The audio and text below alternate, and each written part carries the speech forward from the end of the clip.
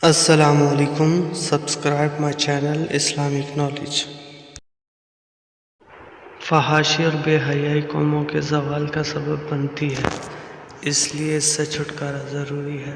Film جوائلنٹ. اس film میں مسلم معاشرے کے اقتدار کا جنازہ نکالا گیا ہے، اس لیے اس پہ پابندی عائد ہونا ضروری ہے.